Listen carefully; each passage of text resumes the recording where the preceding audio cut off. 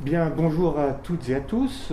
Bienvenue pour cette première séance du séminaire L'Irémus présente dans sa deuxième année. C'est une séance un peu particulière évidemment, puisqu'habituellement nous sommes une trentaine dans la salle et que, comme le principe du séminaire c'est la convivialité, on a toujours du café, du thé, des viennoiseries. Donc aujourd'hui évidemment pour cause de pas de confinement mais pour cause sanitaire, on est obligé de faire les choses de cette manière. Et simultanément, ce qu'on va faire pour que celles et ceux qui ne peuvent pas être physiquement présents aujourd'hui, eh bien Marie-Angélique Ménessier a accepté de venir capter cette séance qui sera ensuite postée sur la chaîne YouTube de l'Irémus. J'en profite pour rappeler, comme Nancy l'a dit tout à l'heure, que c'est le séminaire du laboratoire, le séminaire de l'Irémus, et également le séminaire du bureau des jeunes chercheurs. Et le programme de ce séminaire est toujours organisé conjointement entre le bureau des jeunes chercheurs et la direction du laboratoire. Le principe, c'est toujours d'avoir des communications qui sont plutôt sur le ton du partage, donc qui ne se veulent pas des communications au sens académique du terme, et qui permettent notamment à des jeunes doctorants de venir présenter leurs travaux ou partager un point de recherche, et en même temps à des chercheurs plus aguerris, eh bien, à la fois de réagir et en même temps de faire part eux aussi de questions de recherche. En attendant que Marin Skand, qui est le doctorant de la séance d'aujourd'hui, qui nous parlera de l'émergence d'une pensée intermédiale au sein du collectif d'artistes Yiken Kobo, à la recherche d'un langage au-delà des médias, eh bien, je vais prendre la parole pour ce thème qui est les lieux de concert, un enjeu d'interdisciplinarité. Et ensuite, je laisserai la parole à ma collègue Florence Gétraud, qui nous parlera de deux allégories de la musique peinte sur un virginal de la collection Liechtenstein à Vienne. Voilà. Alors, ce point que je souhaiterais partager avec vous, donc, qui est autour des lieux de concert vus comme un enjeu d'interdisciplinarité, je le présente véritablement conformément à l'esprit de ce séminaire, c'est-à-dire que ça n'est pas une communication au sens propre du terme, il s'agit plutôt de partager avec vous les prémices d'une réflexion autour de cette question. Alors, les lieux de concert, il existe aujourd'hui une littérature abondante, bien connue des musicologues, qui relève notamment pour une bonne part de l'histoire culturelle, souvent teintée d'ailleurs d'approche sociologique. Je citerai rapidement parmi les grands classiques le livre de Forsyth Buildings for Music, les travaux de Christophe Charles sur les théâtres dans les capitales au XIXe siècle, les travaux publiés par Michael Werner, Hans-Erich Bödecker et Patrice Veit dans le prolongement d'un programme International Music Life in Europe qui s'était tenu en 2001, et puis plus récemment encore le livre de Fanny Grybinski consacré à l'Église comme lieu de concert de 1830 à 1905. Ce ne sont que quelques exemples, la littérature est assez nombreuse, mais il me semble que parfois elle élude certains aspects importants dans les lieux de concert, et notamment la fonction de production. Ce qui fait que pour commencer, je voudrais proposer une approche, une définition ou deux définitions des lieux de concert tels que je les entends. Le lieu de concert, c'est tout d'abord, à mon sens, un objet qui est physique, c'est-à-dire c'est un espace qui est bâti ou non, qui peut être virtuel, qui est réalisé ou qui est en cours de modification, qui est doté de différentes propriétés acoustiques, propriétés architecturales, propriétés topographiques, propriétés historiques, il y en aurait bien d'autres, mais c'est en même temps une institution ou une entreprise qui est caractérisée par une activité de production, une programmation musicale, des activités non artistiques, activités d'action culturelle, de médiation, mais également bibliothèques, restaurants, boutiques, etc., qui se caractérisent également par un fonctionnement, qui dit fonctionnement dit statut, dit financement, dit gouvernance, et c'est enfin un élément qui est constitutif d'un territoire au sens démographique, au sens social, au sens économique, au sens touristique, on pourrait rajouter au sens patrimonial, etc. etc. Donc c'est déjà le lieu de concert, et d'ailleurs on aura peut-être l'occasion d'en parler, j'utilise à dessein le terme de lieu de concert et non pas salle de concert. C'est donc dans cette globalité que je me propose, dans cette réflexion, d'aborder les lieux de concert. et en ajoutant tout de suite qu'une autre manière tout à fait complémentaire de considérer les lieux de concert, eh bien, c'est de les imaginer comme des espaces où se rencontrent plusieurs enjeux, qui découlent d'ailleurs de ce que je viens de vous dire, qui sont à la fois des enjeux artistiques, mais on verra qu'ils sont de plusieurs natures, des enjeux économiques, des enjeux sociaux et des enjeux politiques et symboliques. L'enjeu de cette réflexion, donc à l'orée de laquelle nous nous trouvons aujourd'hui, est vraiment de réfléchir à, une fois qu'on a analysé, présenté, essayé d'écrire ces différents enjeux, c'est essentiellement de comprendre comment ces enjeux interagissent-ils entre eux. Et se dire que finalement, pour donner un exemple, eh bien, la programmation dans une salle est tributaire de nombreuses autres dimensions qui sont l'architecture, qui sont le modèle économique, qui sont le lien avec le territoire, etc. etc. Donc l'objet de mon propos aujourd'hui, qui à nouveau est tout à fait liminaire dans cette recherche, est bien de présenter quelques-uns de ces enjeux et quelques exemples d'interaction entre ces enjeux. Tout d'abord, les enjeux artistiques et esthétiques de la salle de concert.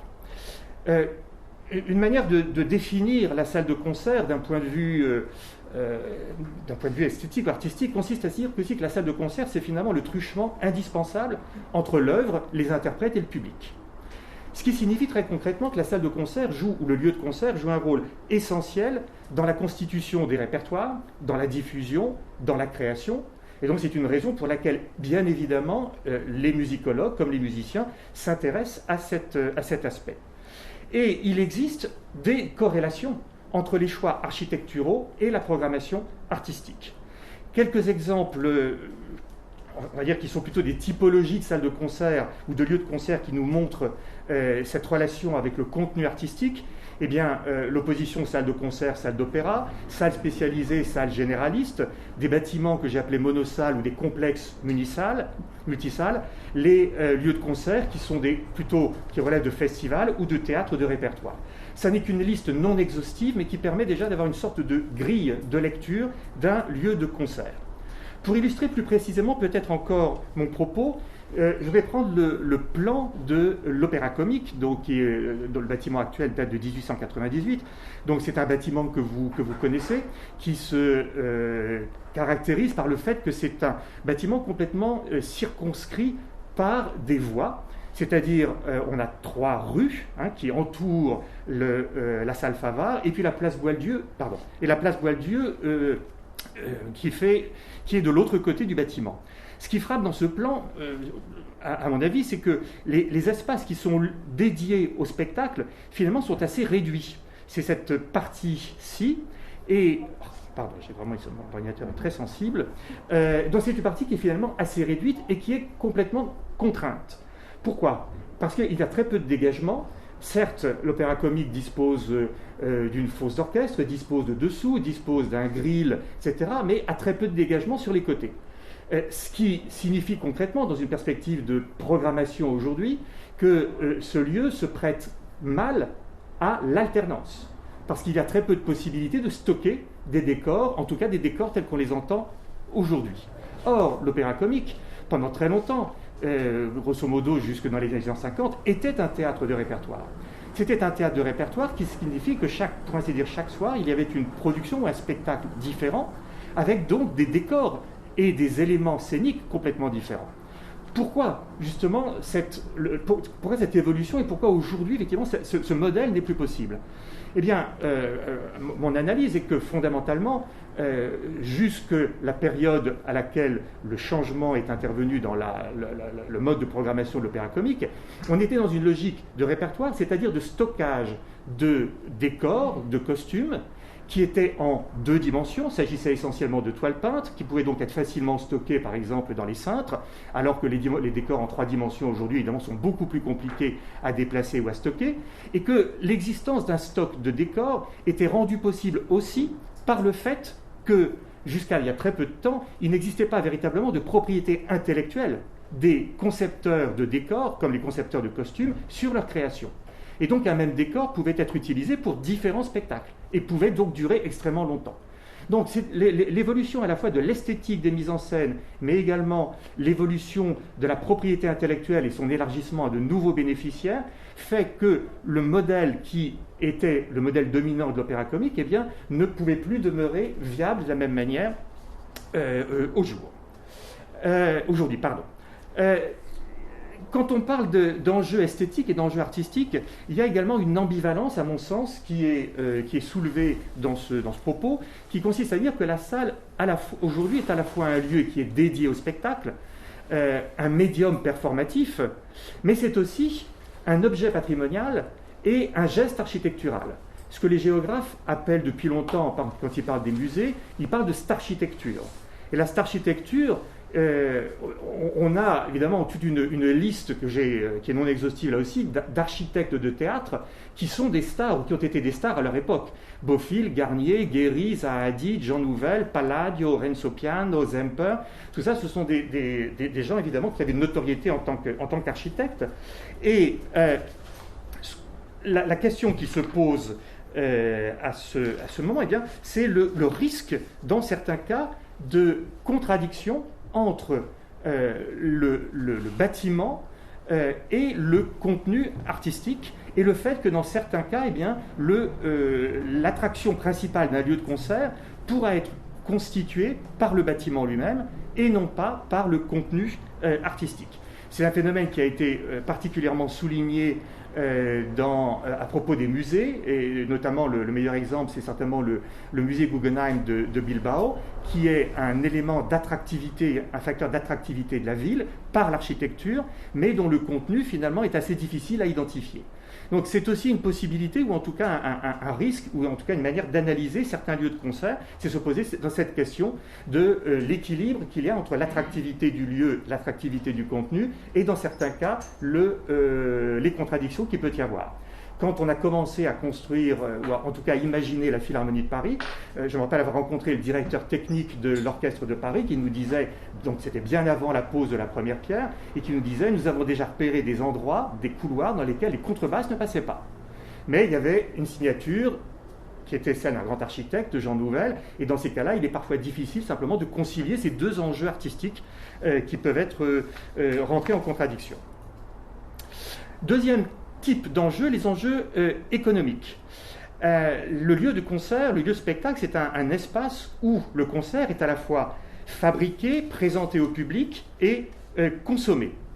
Mais c'est aussi une entreprise qui produit des spectacles.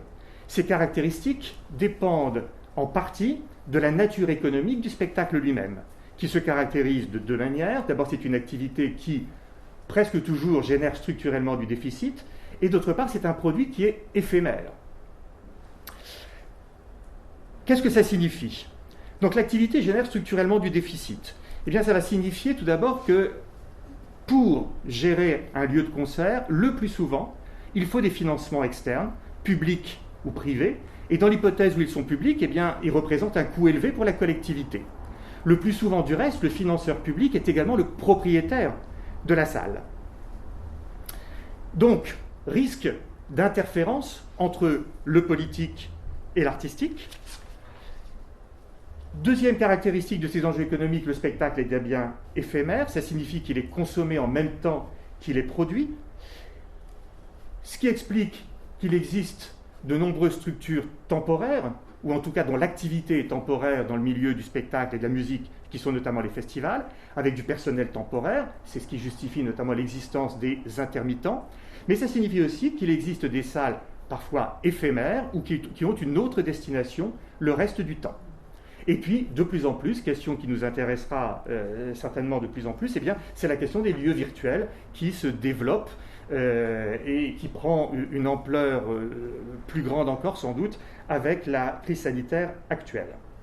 Alors, ces enjeux économiques, ils sont déterminés par plusieurs facteurs qu'il est assez facile de lister, mais là aussi, la liste n'est pas exhaustive. Eh bien, la taille du plateau, la jauge, la fosse d'orchestre, l'existence ou non de dégagement, d'espace de stockage, de lieux de répétition, etc. Tous ces paramètres, qui sont des paramètres purement physiques, architecturaux, ont une incidence sur le mode, sur la programmation et sur le type de programmation qui peut exister dans une salle. Troisième catégorie d'enjeux, les enjeux sociaux. Les enjeux sociaux qui en fait interrogent la relation entre, d'un côté, les artistes et d'autre part, les spectateurs ou les auditeurs. Et cette relation et les enjeux qu'elle recouvre se traduit là aussi dans des choix architecturaux. L'histoire de l'architecture des lieux de concert pose en permanence la question de la relation entre le public et les artistes. Donc, sans doute la première grande salle symphonique en Europe, qui est le Gewandhaus de Leipzig, 1780, qui incarne le modèle de ce qu'on appelle la boîte à chaussures, donc qui est un espace rectangulaire. On a ici deux clichés qui présentent la salle dans des configurations différentes. Cette fois, une configuration complètement frontale où l'ensemble du public est face au plateau. Et donc, évidemment, on imagine que les spectateurs qui sont situés dans la partie arrière de la salle, évidemment, ont un contact beaucoup plus dilué avec les artistes, avec le spectacle. Et là, une autre configuration, qui est une configuration où on voit les musiciens au fond. Tout ça, je parle sous le contrôle de Florence. Le public qui se fait face à face, donc dans une relation aussi à l'événement musical et aux artistes qui est tout à fait différente. Donc ça, c'est le modèle traditionnel qu'on appelle celui de la boîte à chaussures. Grande innovation dans les années 1960 avec la Philharmonie de Berlin, à l'initiative d'un artiste, du chef d'orchestre Karajan, qui inaugure le modèle du vignoble, c'est-à-dire de l'étagement du public autour du plateau. On voit ici un autre cliché qui montre bien ces différents plateaux, comme les rizières ou les vignobles. Et on voit bien sur ce plan la disposition du public qui est donc autour du plateau, autour des artistes, et qui est globalement, de ce fait, parce que la jauge n'augmente pas nécessairement dans les mêmes proportions, eh bien le public a dans l'ensemble une relation de plus grande proximité avec le concert et avec les artistes. Et puis aujourd'hui, évidemment, la Philharmonie de Paris, qui, dit-on, mais la qualification n'a pas encore été officiellement donnée, mais qui, dit-on, est un modèle intermédiaire entre la boîte à chaussures et le modèle du vignoble, qui en tout cas se caractérise par une dissymétrie du plan de la salle, mais plutôt une option dans laquelle le public est autour des artistes. Alors, la salle, à mon sens, elle permet en fait deux types de représentations. Le lieu de concert permet deux types de représentations. C'est la représentation d'un spectacle et c'est en même temps la représentation d'une société. Et la configuration des lieux de concert, la configuration architecturale, fait apparaître, à mon sens, trois types d'espaces. Le premier, ce sont des espaces de production qui représentent un enjeu économique. Le deuxième, des espaces de consommation ou de réception, c'est-à-dire là où s'incarne la fonction à la fois économique et sociale du lieu de concert. Et puis des espaces que je qualifie de monstration, qui sont des espaces qui remplissent avant tout une fonction sociale. Ce qui est intéressant, je pense que c'est une grille qu'on peut utiliser à la fois historiquement, mais même aujourd'hui pour analyser, ou en tout cas pour éclairer des choix qui sont faits lorsqu'on construit ou qu'on construit une nouvelle salle ou qu'on l'aménage. Alors pour bien illustrer, et avec des exemples historiques, cette idée, je me pose la question, quelle est la place qui est réservée spécifiquement à chacune de ces fonctions et à chacun de ces espaces dans différents lieux?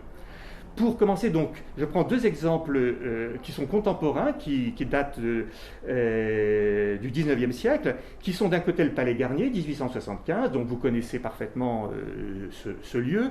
Voilà donc une photo, voilà une coupe dans laquelle on peut déjà qualifier assez facilement les espaces. On a vraiment ici un espace de production qui comprend les dessous, la cage de scène, le foyer de la danse, mais on y reviendra, la fosse d'orchestre qui est ici. On a l'espace de réception, c'est-à-dire là où on reçoit le spectacle, mais on le consomme en même temps, qui sont la salle elle-même, mais qui, du fait de leur configuration architecturale, en fer à cheval, sont véritablement des espaces aussi de sociabilité, de monstration sociale, Et les espaces justement de sociabilité à l'opéra sont absolument immenses, puisque on voit sur ce plan, je suis désolé, c'est vraiment une sensibilité, on voit que toute cette partie qui va de la place en fait de l'opéra jusqu'à la salle sont des espaces véritablement de monstration, de sociabilité, avec certainement le triomphe, c'est le grand escalier qui est en soi une mini-scène de théâtre et qui montre bien la vocation de cet espace. Donc le Palais Garnier est d'une certaine manière l'archétype d'un lieu où la fonction de sociabilité est au moins aussi importante que la fonction de production et la fonction artistique. Même époque, c'est-à-dire un an plus tard, inauguration du Festspielhaus de Bayreuth. Évidemment, déjà, l'architecture est beaucoup moins flatteuse pour l'œil que le Palais Garnier. Il n'y a pas du tout la même recherche que ce que Charles Garnier avait souhaité montrer. Voilà l'intérieur, donc on n'y revient pas parce que vous connaissez ces exemples, mais il est clair qu'on le voit bien dans la coupe et plus encore dans le plan. On voit bien que l'architecture du théâtre ne laisse aucune place à la sociabilité, mais que l'ensemble est véritablement conçu avec une seule finalité, qui est la centralité du spectacle. Où qu'on soit assis dans le Festspielhaus, on ne voit rien d'autre que la scène. L'œil ne peut pas être flatté, attiré par quoi que ce soit d'autre, puisqu'il n'y a pas de décoration. Où qu'on se trouve, si on regarde devant soi, on voit la scène et la fosse est couverte. Donc deux conceptions contemporaines, mais tout à fait différentes du rôle que la salle de spectacle, donc le lieu de concert, peut assumer et sa relation avec justement la représentation d'une classe sociale. Alors aujourd'hui, ces questions, est-ce qu'elles sont encore d'actualité ? Ma réponse, elle est oui, parce que ces questions se posent toujours, mais dans des termes peut-être un petit peu différents. Si on observe, si on regarde les nouveaux lieux de concert ou nouveaux lieux de spectacle, ceux qui ont été construits au cours ou aménagés, réaménagés au cours des 2 ou 3 dernières décennies, on constate qu'il y a deux tendances. Une première tendance qui est celle à la constitution d'espaces fermés. Et les espaces fermés que j'ai en tête, eh bien, sont essentiellement les lieux qui sont privatisables, qui sont ô combien nombreux dans les théâtres, dans les salles de concert, qui sont donc des espaces qui peuvent être réservés par une entreprise, par un client richissime, et qui va permettre de créer un phénomène d'exclusivité, d'élitisme, mais qui, pour la salle de concert, pour le lieu, a pour avantage de susciter, de générer des revenus additionnels. Donc cette tendance qu'on retrouve, je me rappelle très bien avoir discuté avec le propriétaire de la salle Pleyel avant les travaux d'il y a une vingtaine d'années, et le propriétaire de la salle Pleyel était confronté à un grand dilemme qui consistait à dire « je dois faire des travaux dans la salle ». Il n'y a pas à Pleyel suffisamment d'espace de réception pour des clients ou des entreprises. Est-ce que je supprime quelques rangées de la salle pour aménager des espaces comme ceci, pour donc générer des recettes supplémentaires, ou est-ce que je maintiens le nombre de places initialement prévues dans la salle et je m'interdis d'avoir la possibilité de commercialiser les espaces publics de la salle ? Donc un risque de contradiction ici entre la fonction et les contraintes économiques et la fonction sociale ou politique, au sens de politique culturelle, que les lieux de concert doivent assumer aujourd'hui. L'autre tendance, c'est la tendance plutôt à créer des espaces ouverts, avec,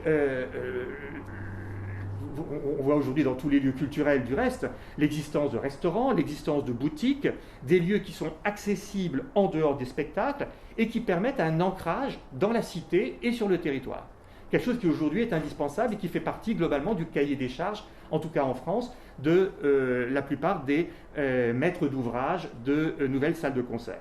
Et je prends l'exemple de l'Opéra d'Oslo, que je trouve assez intéressant, puisqu'il est au bord de la mer, et on a cette espèce d'immense rampe d'accès qui permet aux passants, touristes ou habitants d'Oslo, de monter sur le toit de l'opéra, donc d'une certaine manière physiquement de le dominer, de se l'approprier, tout en ayant la possibilité de regarder l'intérieur de la salle qui est vitrée. Et puis, au rez-de-chaussée, il y a toute une série d'espaces qui sont librairies, restaurants, qui sont accessibles à peu près à tout moment. Et je trouve que c'est un assez bon exemple, justement, d'une conception architecturale d'un lieu de concert qui va vers l'ouverture sur le territoire et sur la société. Dernier type d'enjeux sont les enjeux politiques et symboliques. Historiquement, je vais aller rapidement parce que tout le monde, évidemment, a conscience du rôle tout à fait fondamental sur le plan politique du spectacle sous l'Ancien Régime. Versailles en est sans doute le meilleur exemple. Je rappelle cette citation de Jean-Marie Apostolides, l'opéra Art Nouveau qui va drainer à lui toutes les formes spectaculaires et en présenter les signes concentrés sur une seule scène. Cette particularité explique que malgré son coût prohibitif, cet art devient rapidement privilégié au sens technique du terme. Il sera celui qui répandra le mieux l'image officielle du souverain dans sa gloire et sa débauche de luxe. Plus récemment, et de manière peut-être beaucoup plus discutable, je dirais, l'Opéra de la Bastille. Rétrospectivement, Laurent Martin, qui a été l'un des artisans de cette construction, en 2013, dans un ouvrage d'entretien consacré à la période Jacques Lang, dit « Oui, initialement, le projet de la Bastille était à la Villette. L'opéra faisait partie de la Cité de la musique, mais l'implantation fut décidée au cœur de Paris, sur la place de Paris, pour des raisons symboliques et politiques.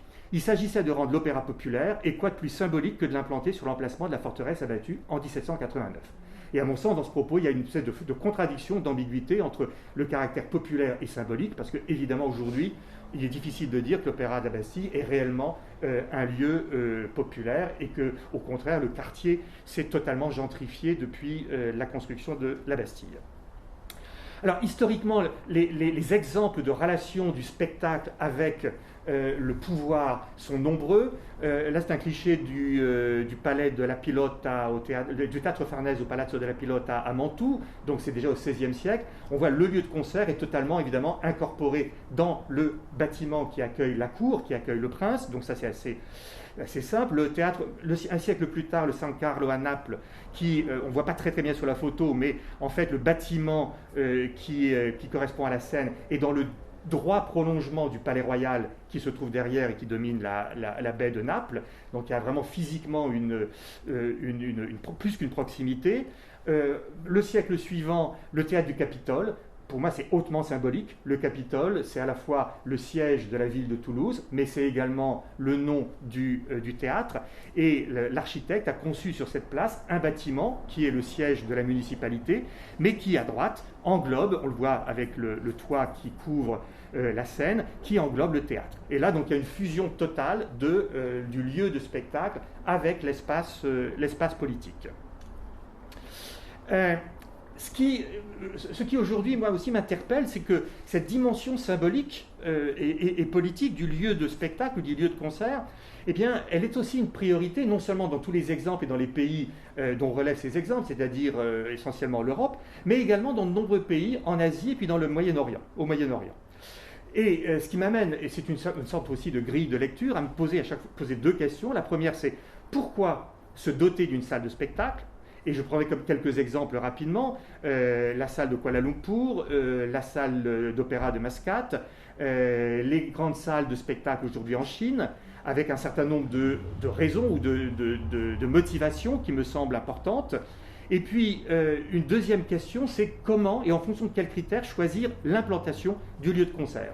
Avec ce que j'observe dans beaucoup de ces pays, eh bien, un lien symbolique avec l'économique. C'est l'exemple de Kuala Lumpur, mais c'est la grande salle de concert de Shanghai, l'opéra de Canton. Et derrière, cette question aussi, qui devient un peu une question lancinante, mais qu'on a un petit peu abordée, c'est la relation au territoire et qu'on peut aborder à partir du concept de centralité. Et je prendrai l'exemple de Pékin et de Paris, ainsi que de Dubaï et Abu Dhabi. Donc, premier exemple, pour illustrer cette question, ou pour tenter de répondre à cette question, pourquoi se doter d'une salle de spectacle? Ça, c'est l'opéra de Muscat, en Oman, qui a été inauguré en 2007, qui en fait est le résultat de la volonté du prince, qui est décédé maintenant, grand amateur de musique, de culture occidentale, d'opéra, et qui fait construire sur ses propres deniers, pas sur la cassette royale, pas sur le budget de l'État, cet opéra qui, vu de l'extérieur, évidemment, ressemble à un palais des Mille et Une Nuits, mais qui, à l'intérieur, reprend exactement les codes et la grammaire du palais Garnier, incarné, ou en tout cas adapté dans le goût oriental. Donc ça, c'est l'escalier monumental. Voilà un autre cliché. Évidemment, ça fait quand même penser au modèle qui a été inauguré dans le Grand Théâtre de Bordeaux et qui est devenu le modèle, de cette manière, le modèle de beaucoup de théâtres d'opéra par la suite. Deuxième exemple, deuxième réponse, eh bien, c'est l'opéra de Dubaï, qui est intéressant parce que, d'une certaine manière, pour être un peu provocateur, je dirais que l'opéra de Dubaï n'a d'opéra que le nom. La programmation est très très peu tournée vers l'opéra. C'est un bâtiment qui sert énormément à organiser des opérations privées, qui rapportent énormément d'argent.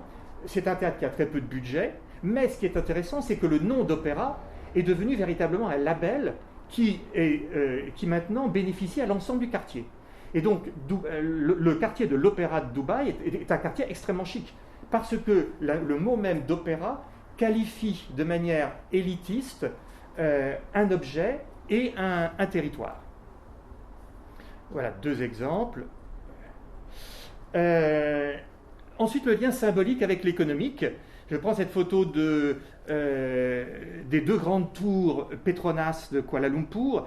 On ne voit pas très bien la salle de concert qui est au pied de ces deux salles.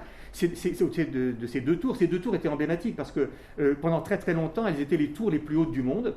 Et l'histoire raconte, et c'est une histoire assez authentique parce que je travaillais pour une entreprise qui a été associée à la création de cette salle, l'histoire raconte que le prince, si je me rappelle bien, c'est une monarchie, donc le monarque de Malaisie, un jour a dit, mais au Japon, il y a énormément de salles de concert magnifiques, pourquoi pas chez nous ? Et donc c'est une volonté politique qui relève un petit peu de l'émulation entre pays émergents. Il s'est appuyé sur la rente pétrolière importante pour, donc, une espèce de joint venture entre la société Petronas et l'État, construire cette salle de concert à partir de rien. Il a fallu, en l'espace de très peu de temps, concevoir la salle, concevoir une programmation, une équipe, monter un orchestre, avoir une programmation, etc. etc. Deuxième exemple, eh bien, c'est le Oriental Art Center de Shanghai, qui a été construit dans la perspective de l'exposition universelle de 2010, mais surtout elle a été construite dans le nouveau quartier de Shanghai, le quartier de Pudong, qui est le quartier d'affaires, qui est un quartier complètement déshérité, dévalorisé jusqu'aux grands chantiers qui ont mené à l'exposition universelle, et pour structurer d'une certaine manière ce quartier dédié à la finance. Quand on rentre à Pudong par les transports en commun, au-dessus de la route, il y a un portique qui donne en temps réel la valeur la cotation des valeurs les plus importantes. Eh bien, il y a ces espaces dédiés à la culture, et notamment cette grande salle de concert qui a été inaugurée en 2004.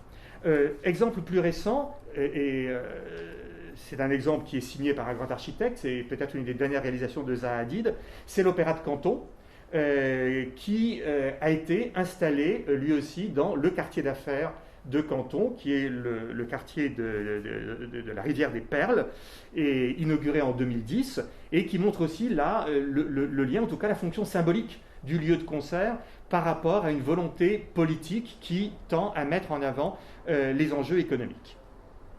Territoire et centralité, deuxième thématique que je voulais prendre.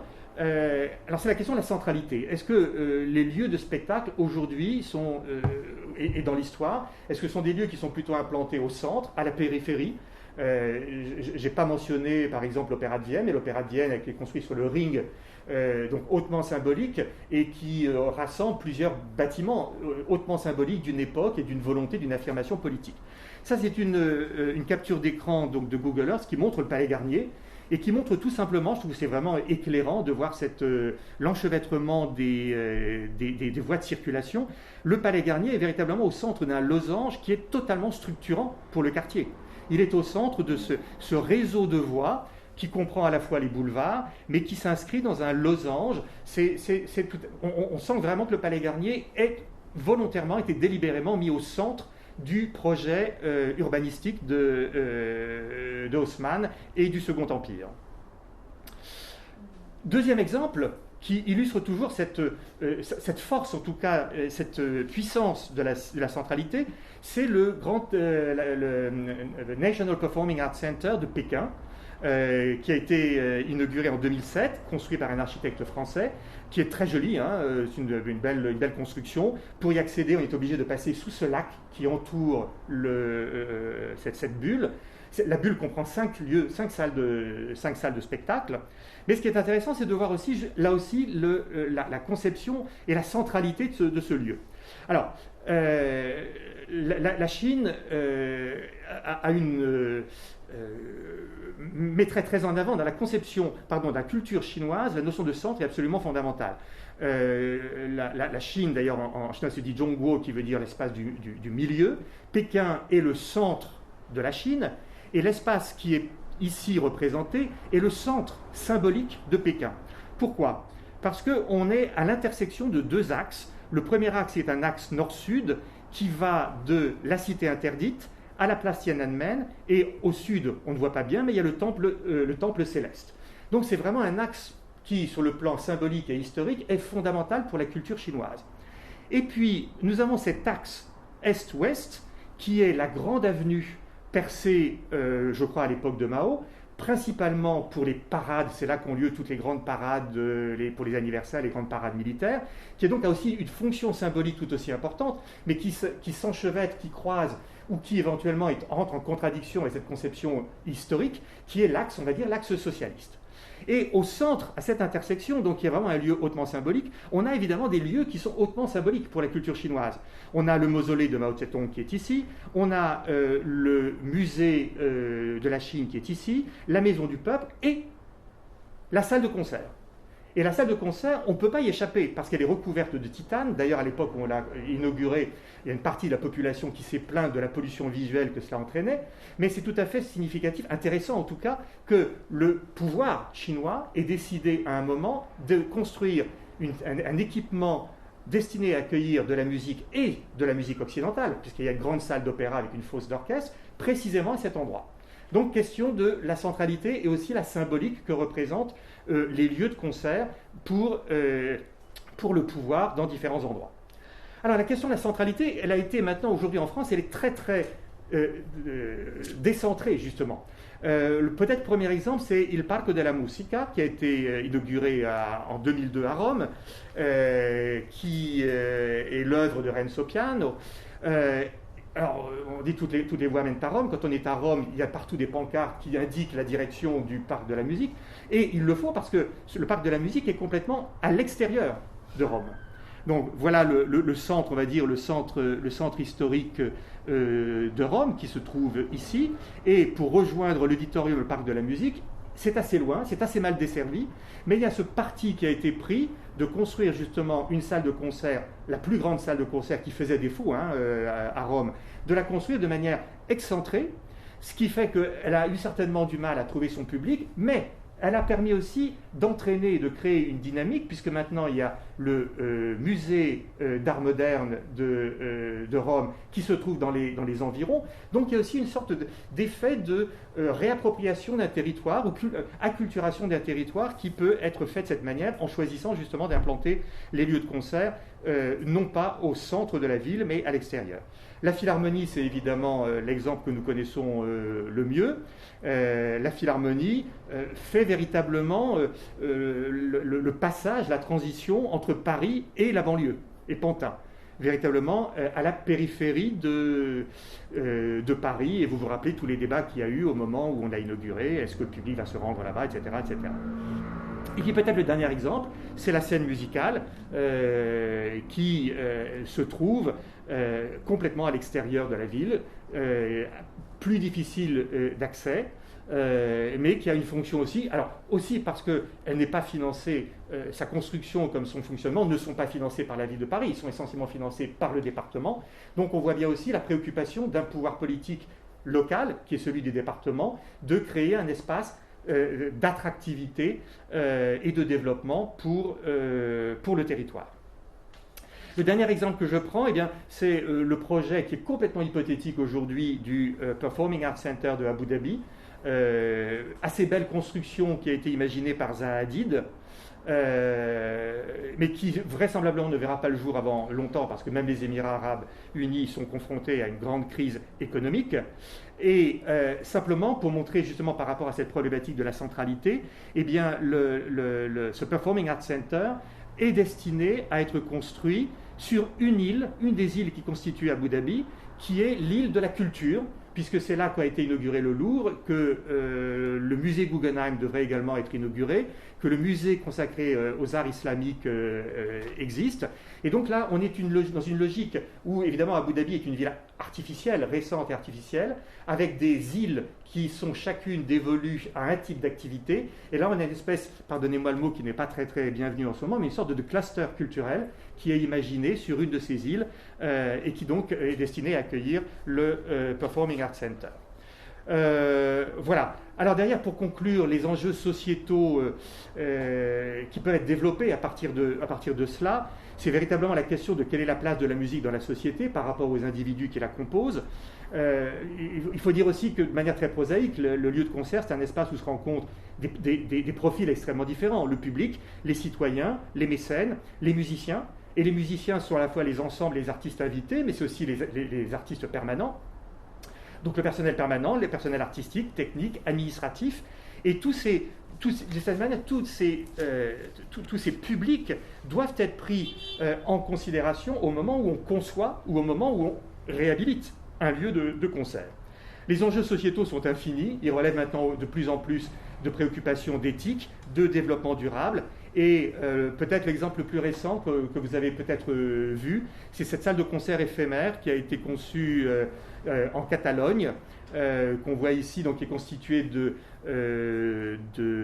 ballots de paille, qu'on voit ici pendant un concert, et qui constitue peut-être l'une des pistes d'avenir pour les lieux de concert, en même temps d'ailleurs que les lieux virtuels dont on a déjà parlé. Voilà, donc en conclusion, je dirais simplement que la musicologie, qui est déjà par nature, et c'est ce que l'IREMUS essaie de montrer en permanence, est interdisciplinaire, invite naturellement à accueillir des réflexions croisées. Il importe qu'elle s'ouvre à des aspects pas seulement historiques, mais aussi prospectifs. Et enfin, dire que les lieux de concert constituent un axe programme de l'Institut de Collegium Musicae de Sorbonne Université, qui pourrait permettre à la fois de concevoir une grille d'analyse des lieux de concert permettant d'intégrer tous ces enjeux, et également de tenter peut-être de définir des modèles qui intègrent ces interactions, parce que ce que j'ai essayé de mettre en valeur là, au travers de mon propos, c'est véritablement les interactions qu'il y a entre ces différents enjeux, et qui dans certains cas relèvent de la complémentarité, mais aussi parfois de l'opposition, ou simplement de l'indifférence. Voilà, je vous remercie, j'espère que je n'ai pas été trop long, un petit peu.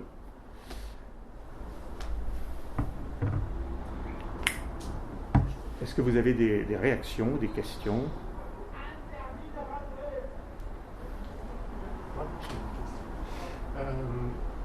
Une des grandes révolutions dans les arts performatifs en général au XXe siècle, c'est finalement la destruction de l'arche de Proscenium, donc la limite entre la scène et le public. Oui. Et quelles sont les répercussions esthétiques dans l'architecture, finalement dans les conceptions architecturales de l'opéra, des salles d'opéra contemporaines, en quoi ça a influencé aussi justement cette construction-là? Alors, est-ce que ça a une influence en fait? Oui, bien sûr. Enfin, vous savez, il y a des compositeurs qui ont conçu des œuvres précisément en fonction de lieux tout à fait atypiques. Je pense à l'œuvre c'est Dalla Piccola. Pardon, c'est Nono. Dans une église à Venise, à San Giorgio Maggiore à Venise, où il a justement, au contraire, intégré dans son projet esthétique le fait qu'il ne devait pas y avoir cette frontière entre le public et les artistes. Donc il a conçu vraiment un aménagement spécifique pour ça. Et c'est vrai qu'aujourd'hui, il y a quand même beaucoup de lieux et beaucoup de concepteurs, soit des compositeurs, soit des metteurs en scène, qui intègrent ou qui revendiquent cette absence du proscenium comme faisant partie de leur projet artistique. Donc moi je le vois dans certains cas comme une contrainte, quand il est... Je pense par exemple, je ne sais pas si ça répond à votre question, mais je pense par exemple aux opéras qui sont donnés en tournée. Je pense à par exemple la compagnie Opéra en plein air. Opéra en plein air, par définition, par nature, occupe des espaces qui sont des espaces patrimoniaux, essentiellement pas patrimoniaux, pas tellement naturels, mais pour lesquels il y a, par définition, il ne peut pas y avoir cette séparation. Ou en tout cas, elle est incarnée simplement par l'orchestre, mais il n'y a pas la distance que représente le proscenium avec le manteau d'arlequin, etc. Donc il y a en tout cas premièrement une capacité d'adaptation, je pense, des metteurs en scène, et je dirais quand même qu'il y a aussi beaucoup de créateurs, que ce soit des compositeurs ou des metteurs en scène, qui revendiquent, qui souhaitent jouer ou créer pour des espaces qui sont justement... c'est aussi de cette manière toute la réflexion sur le théâtre musical, qui vise aussi à modifier la relation entre les artistes et le public. C'est comme ça que moi je répondrai à votre question. Maintenant, peut-être que vous avez d'autres avis. C'est pas forcément une donnée qui va vraiment rentrer en compte dans la conception des salles. Alors, je pense que si on regarde les exemples récents, les salles d'opéra qui sont des salles strictement réservées à l'opéra, je pense que globalement, on adopte toujours ce cadre. Mais ce qu'on a de plus en plus aujourd'hui, ce sont des salles qui sont polyvalentes. Donc dans lesquelles on peut jouer avec l'existence, ou on peut gommer cette séparation. Donc je réponds sous bénéfice d'une vérification ou d'une étude plus approfondie. Mais aujourd'hui, on a de plus en plus quand même de lieux qui se veulent polyvalents. Oui, Zélia. Oui, exactement. L'objectif, j'étais en train pendant qu'il était en train de montrer justement le città della musica, elle est passionnante simplement parce qu'on fait comme ça, n'importe où, parce qu'il y a un troisième espace qui a cette puissance acoustique et c'est ouvert, justement. C'est à l'extérieur. Et l'acoustique, elle est assez bonne que les autres trois endroits qui sont fermés, justement. Alors, du côté musicien, quand on écoute, on dit Philharmonie de Berlin, nous sommes tous émerveillés parce que n'importe où, on peut tout écouter. La Città della Musica est comme ça aussi, et plusieurs endroits. Alors, est-ce que c'est culturel aussi, justement, parce qu'à Vienne, on va faire la queue, les Viennois vont faire la queue pour acheter, comme un match de football, on va faire la queue pour acheter un ticket pour aller voir Plato de Domingo et Anatomo Tinto. Mais, et alors, c'est culturel, parce que là, comme vous avez bien montré, à Dubaï, les gens, c'est Dubaï, vous avez dit que il a un endroit d'échange politique, économique, et même, il n'a même pas d'opéra.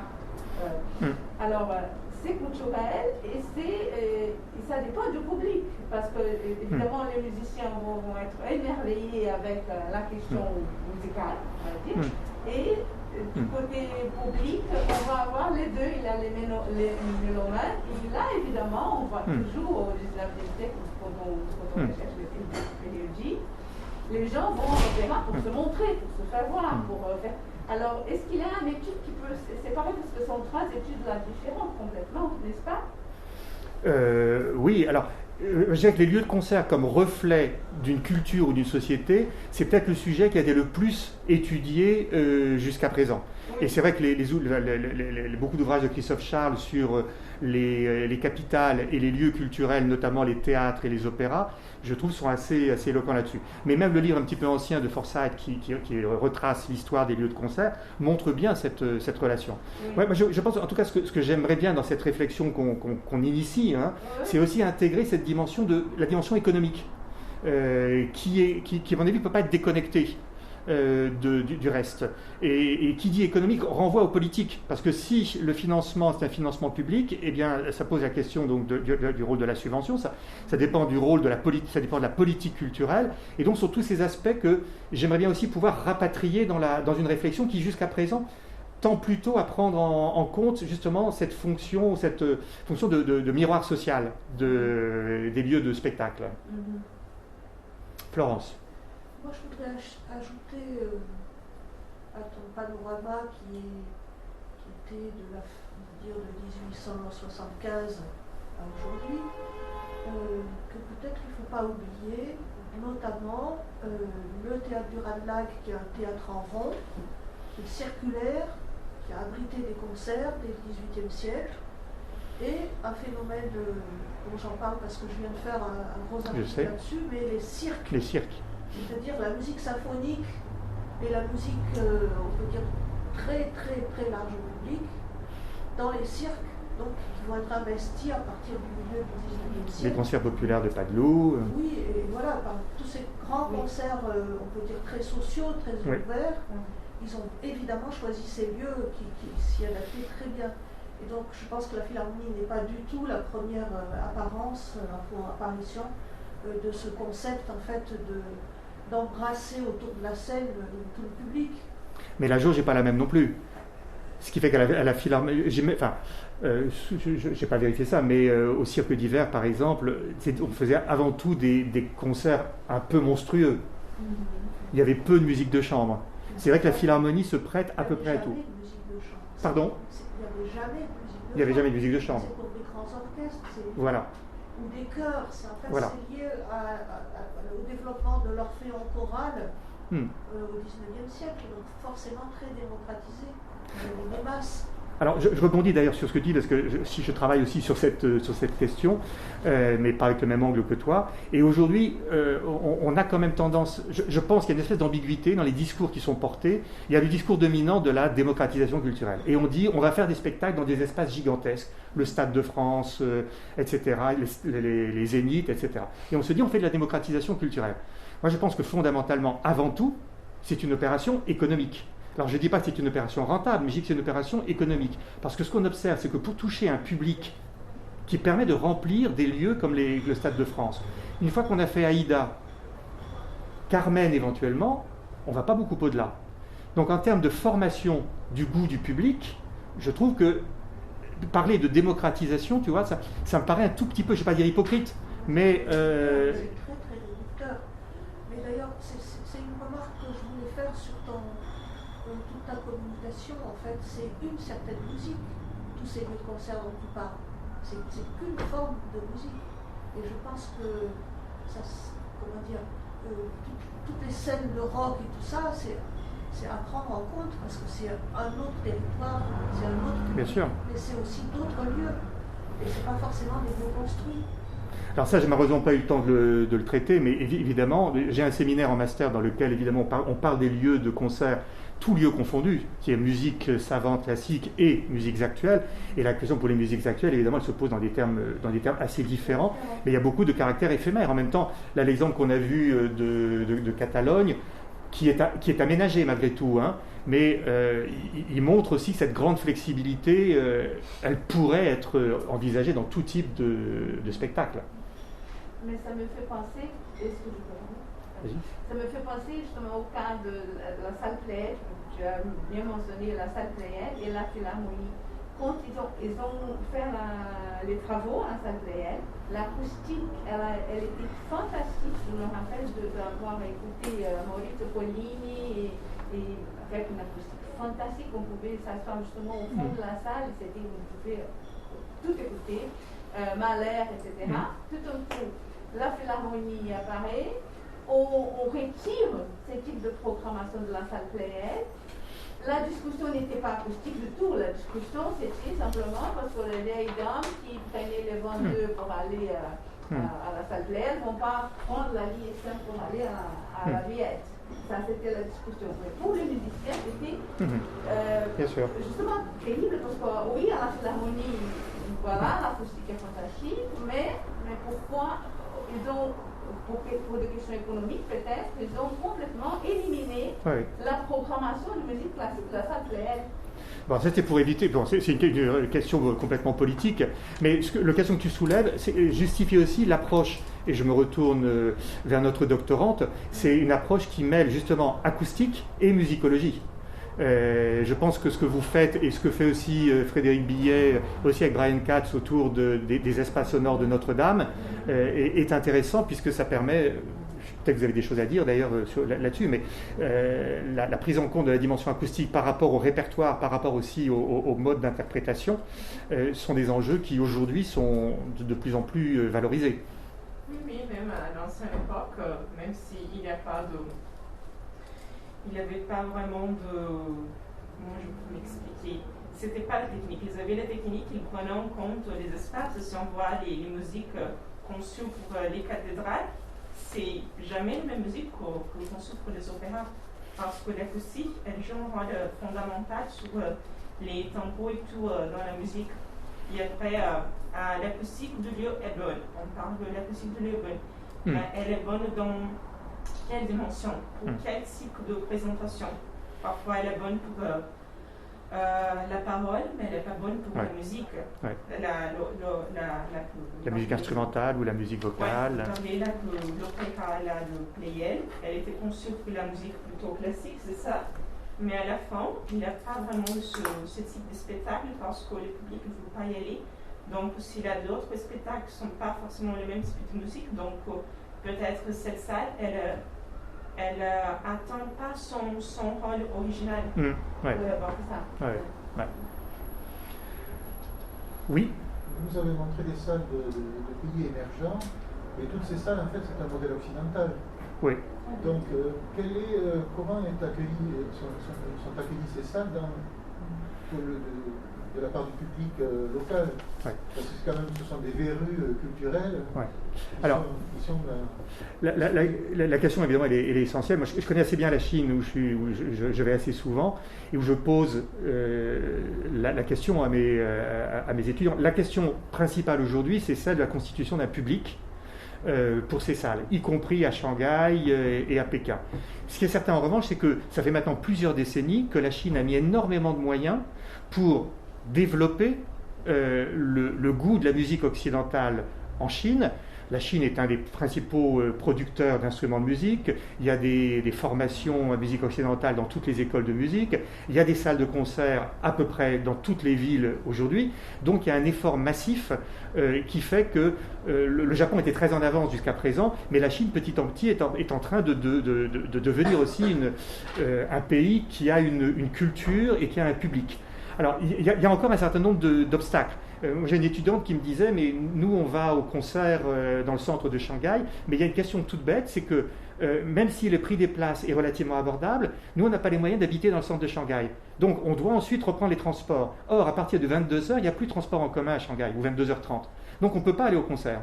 Donc il y a toute une série en fait peut-être de processus culturels qui sont en jeu là-dedans.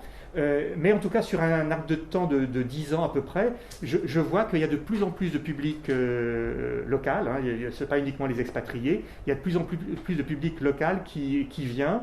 La programmation, la deuxième question aussi qui est posée, c'est celle de la programmation. Si vous regardez la programmation d'une grande salle de spectacle en Chine, il n'y a pas une ligne artistique aussi nette qu'elle existe chez nous. Donc il y a souvent d'ailleurs la séparation entre classique et puis Oriental Verve ou quelque chose comme ça. Parce que ces lieux accueillent aussi de l'opéra pékinois ou d'autres formes d'opéra chinois. Donc les salles ne sont en tout cas pas, à mon sens, elles n'ont pas encore atteint leur objectif en termes de public. Mais il y a un gros travail qui est fait. Et par exemple, dans le cas d'Abu Dhabi, c'est presque une vitrine pour les Occidentaux. C'est pas tellement pour les locaux. Pour les Émirats, alors d'abord, en fait, 12% de la population seulement aux Émirats est locale. Donc tout le reste, ce sont des expatriés, mais pas les expatriés que nous connaissons, ce sont les ouvriers du Pakistan, etc. Donc il est évident, je pense que c'est une évidence, tous les investissements en matière culturelle, éducative des Émirats sont destinés à créer une attractivité qui prendra la relève évidemment de la rente pétrolière à un moment ou à un autre, et puis aussi qui donne une crédibilité internationale. Il y a un enjeu, je pense, qui est très important dans tout ça, qui est l'idée d'une légitimité internationale et le fait de faire partie d'un réseau international, des grandes villes qui ont des grandes salles de concert. Et ça crée de l'attractivité pour les artistes. Il n'y a rien de plus difficile que attirer un grand artiste dans une salle qui n'a aucune réputation, même si elle est magnifique. Donc, artificiel tout ça. Oui. Et ces lieux et ces pays sont en train d'essayer de transformer de l'artificiel, de transformer en fait une logique de commande à une logique de marché, une logique de demande. Mais marché pour qui? Les autochtones, ils s'en foutent de cette musique et de ces salles et de ce fric. Tu sais, 12% même d'une petite population locale, on pourrait imaginer à terme que ces gens-là viennent. Moi, les étudiants que j'ai eus à Abu Dhabi, les enfants, ils écoutent de la musique, donc petit à petit... mais c'est un pari, je ne suis pas spécialement optimiste non plus, mais je pense que c'est le pari qui est fait aujourd'hui. Mais je crois qu'il sera plus facilement tenu dans un pays comme la Chine, d'abord pour simplement une question d'échelle, qu'aux Émirats. Mais tous les pays commencent à construire des lieux de concert. En Inde, il y en a beaucoup. En Thaïlande, il commence à y en avoir. Au Vietnam. Est-ce que ce n'est pas une autre forme de colonisation ? Mais c'est une colonisation qui est voulue par le pouvoir local. Certes, mais quand on regarde ça, on est ébahi. On se dit, mais je ne sais plus qui disait, là, c'est des verrues. Mais oui, on se dit, qu'est-ce que ça vient de foutre là, dans ces paysages, dans ces économies et dans ce fond culturel qui est totalement nié. On vient leur apporter une musique occidentale qui n'est pas la leur. Mais pas nécessairement, parce qu'en même temps, par exemple en Chine, la révolution culturelle a été telle que les racines culturelles, pour les générations actuelles, non plus. Personne, parmi les jeunes que je connais en Chine, personne ne va à un spectacle d'opéra pékinois ou d'opéra Kunshu, sauf si c'est pour accompagner maman. C'est aberrant. Ah, oui, mais c'est l'histoire de ces pays-là. Et à l'inverse, les Émirats, c'est un pays qui est tellement récent, c'est un pays qui est à la recherche d'une identité. C'est un pays artificiel, il est constitué de 7 Émirats qui, d'une certaine manière, déjà, 7 familles qu'à un moment, un leader charismatique et intelligent a décidé de réunir pour pouvoir se débarrasser de la colonisation britannique. Donc, la culture est un moyen aussi pour eux d'exister et d'avoir une identité. Ah oui, mais quand on voit celle qu'ils importent, c'est la même. Oui, et puis ils apportent aussi, au-delà de la musique occidentale, c'est aussi les musiques de variété libanaises, etc., qui ne sont pas forcément d'une grande valeur. Je ne porte pas de jugement là. Et puis évidemment, la présence américaine, qui est largement... moi j'ai constaté en Chine ces dernières années, par exemple, l'importance croissante des musicals. Maintenant, dans tous les conservatoires, il y a une classe de musical. Et les grandes tournées internationales sont des tournées de comédie musicale américaine. Mais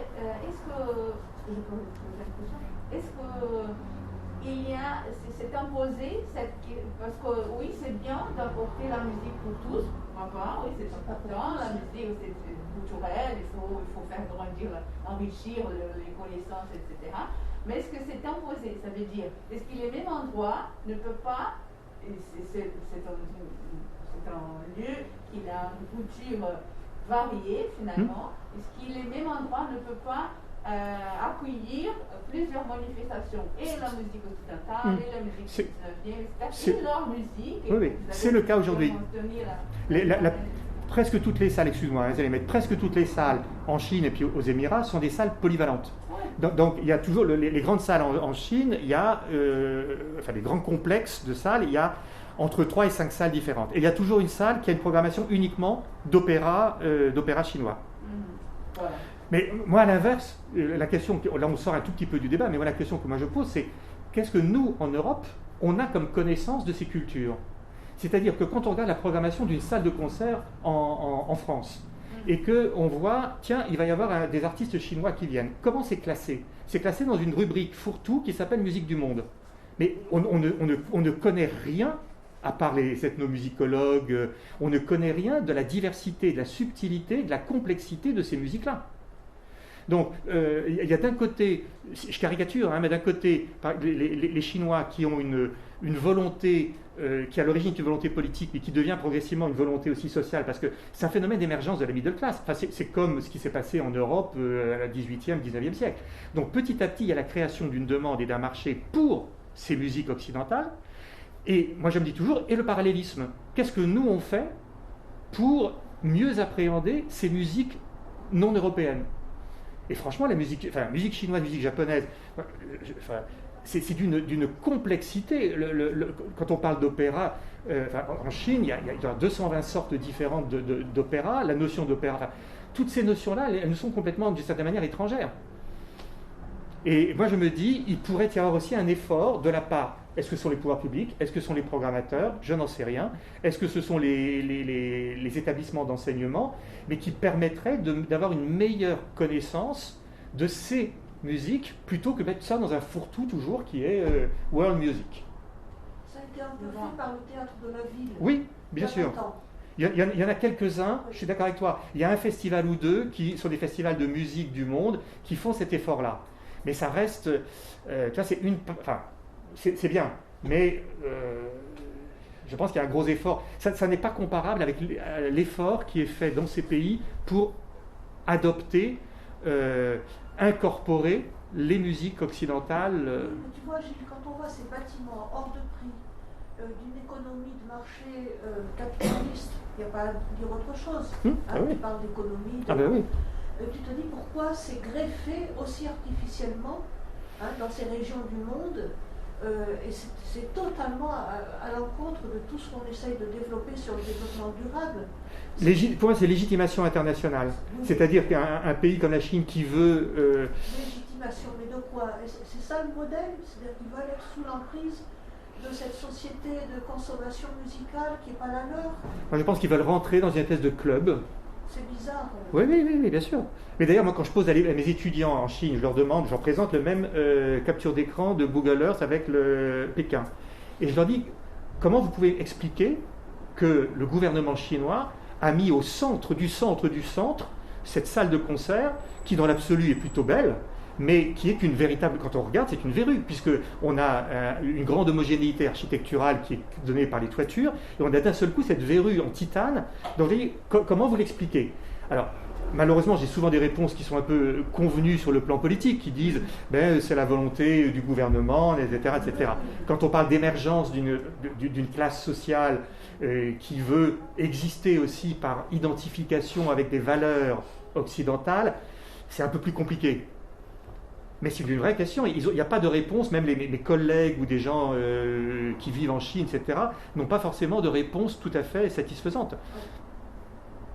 Enfin, Nancy. Je ne sais pas du tout pour la Chine, mais je me donnais peut-être un tout petit, une intuition, pas un élément de réponse, mais une intuition par rapport à l'exemple du Liban. J'ai vécu longtemps, et il y avait aussi cette question de pourquoi s'intéresser à la musique pop-rock américaine, quand on sait en plus les conflits qu'il y a avec les États-Unis, enfin Israël, les États-Unis derrière, etc. On trouve ça complètement incohérent. Et en fait, les jeunes, en tout cas de ma génération, avaient l'impression, en écoutant des musiques occidentales, en se rapprochant de cette culture-là, d'avoir accès à un lieu où, en fait, on a réussi. On a réussi à vivre, on a réussi à mieux vivre, où on vit mieux, où on vit bien. Et le fait d'y toucher, ça leur donnait, c'est ce qui m'expliquait en tout cas, ça leur donnait la sensation de eux aussi avoir accès, pas uniquement à quelque chose qui est noyé dans un pays en conflit, dans un pays, mais à quelque chose de plus lumineux, à un ailleurs qui leur paraît quand même plus vivable et plus agréable.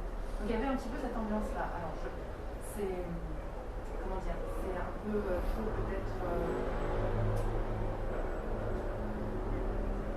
je ne dis pas le mot, c'est peut-être un petit peu trop de l'ordre de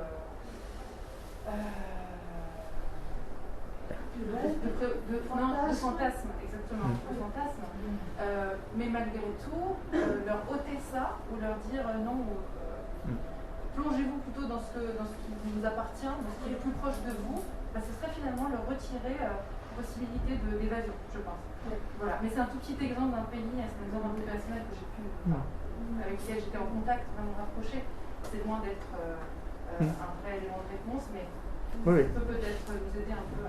Et en même temps, il y a de l'ambiguïté au Liban, parce que les grands festivals, je pense à Baalbek, mais aussi Bet El-Din, c'était des références internationales pour aussi que le Liban, à mon avis, fasse partie de ce club. Les artistes comme Karajan, les plus grands ensembles, allaient à Baalbek, mais qui s'adressaient, j'imagine, à une élite, parce que les jeunes, c'est pas les jeunes libanais qui allaient au festival de Baalbek ou... Non, mais moi je voudrais... Dans cette discussion-là sur l'importation de notre occidentalité. Oui.